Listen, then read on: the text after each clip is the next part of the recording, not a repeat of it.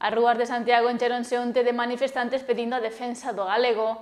A lingua levanos perdendo falantes, unha situación na que o Barbanza parece ser unha zona reticente. Un terzo dos menores de 15 anos non sabe falar galego. Son cifras do último estudo do Instituto Galego de Estatística arredor da situación da lingua. Para moitos, unha situación extrema pola que se convocou unha manifestación en Santiago reclamando a defensa do galego.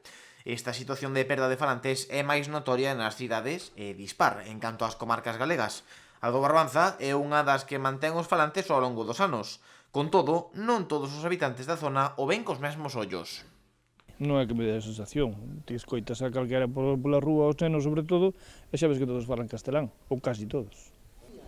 Nós, da miña edad así, pois siguen falando, pero bueno, agora os nenos, como hai xente tamén de fora e tal, sempre se perde un pouquiño máis, claro.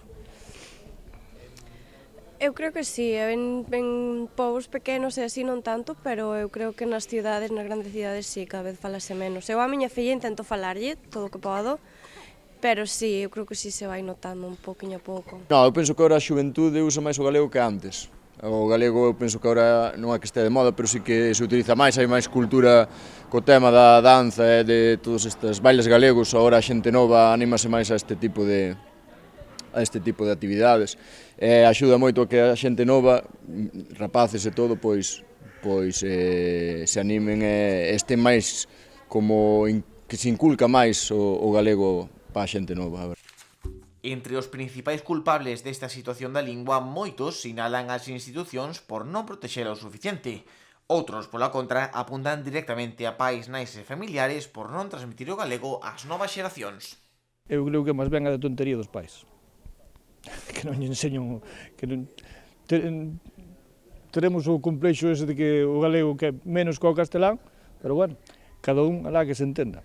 Agora a xente nova tamén vai máis afora, entonces sempre aquela máis o castelán, pero bueno, por aquí polo pueblo sempre se suele falar máis o galego. E aos nenos había que inculcarlle o galego.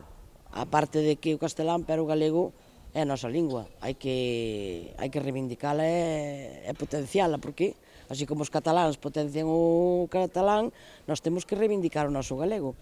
Agora, os falantes de galego exixen a concellos, deputacións e a Xunta medidas urxentes para deter esta perda de galegofalantes. Piden así maior e mellor protección da lingua ante un futuro que semella complicado.